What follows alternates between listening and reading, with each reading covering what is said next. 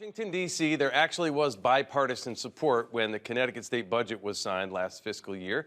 And as my next guest said earlier this week, there are plenty of things Republicans can support going into this session regarding Governor Lamont's proposals for the short session ahead. Joining me now is Republican leader in the House, Vincent Candelora. Good to see you, sir. Welcome back. First up, what was your take from the governor's two-year budget? It kind of seems like steady as she goes when you read it. Yeah, I think the governor didn't make a lot of bold adjustments. So generally, I think there's things in there that are good. You know, he's trying to put more of an emphasis on early childhood. He's doing it at the expense of our education funding, so I think that's going to be a bit of a rub. But overall, there was nothing too dramatic in there. So one of the things that's been discussed over and over again, even leading up to the beginning of the session, state colleges and universities were saying we need to shrink a $140 million budget gap. They offered some buyouts. They tried to tighten their belts a few different ways. They still want $47 million more. UConn wants over $100 million more in this reconfiguration of year two of the budget. Governor says he's opposed to that. How do you feel?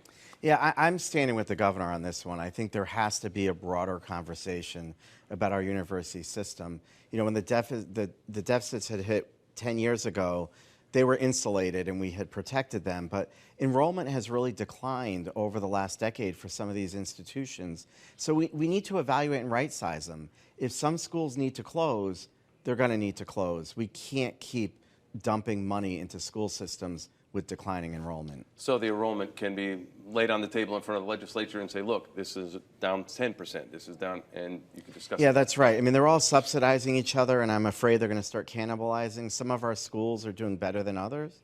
So I think we really need to evaluate, do an inventory of our college system. You know, Connecticut has a school every half hour, and for a state of our size, there might be some more efficiencies we can find. So, I mean, more than a few Democrats say, oh, the state can afford it.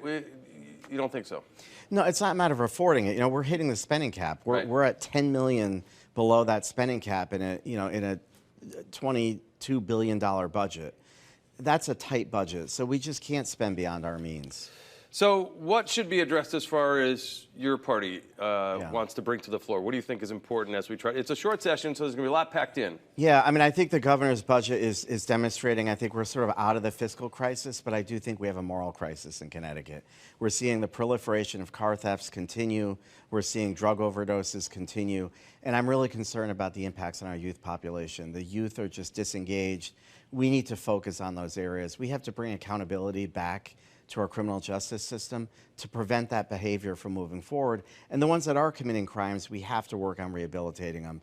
Because this next generation, if we don't turn this around, we're going to suffer greatly 10 years from now. So whether it's mental health or services for teenagers or after-school programs, oftentimes nonprofits take care of these services for Connecticut state residents. They were funded flat, I believe, or not very much at all. So how do you feel about that? Should that be examined? Yeah, I mean, we always have to focus on our nonprofits because, you know, a lot of those jobs that they're performing, it's low cost. They're performing minimum wage jobs, and there is now a COLA fixed into minimum wage. So nonprofits, their costs go up and up and up. We need to make sure that we're funding them properly. How does that get to the floor in the beginning? Because, I mean, there's so many nonprofits that create so many services. It can't just be one bill to cover them all, or could it?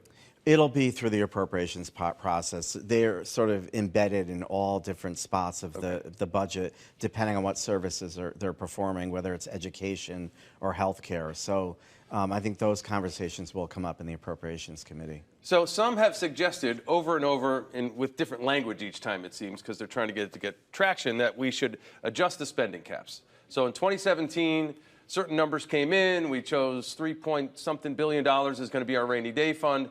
We've been through a pandemic since then. We've been through one of the greatest recessions in a long time since then. Numbers have gone up and down and changed dramatically. Should they at least be adjusted in any way, or do you think they should be straight ahead?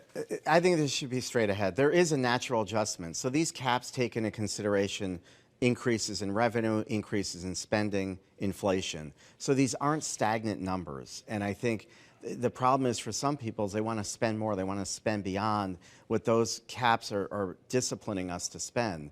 So it really is about priorities. Some of the programs that were put forth, for instance, healthcare for illegal immigrants, This year it's $7 million. It was budgeted. It's over $30 million right now. It's costing the state. So if we're going to implement programs that are going way over budget, these caps are saying, hold on, you've got to fix this.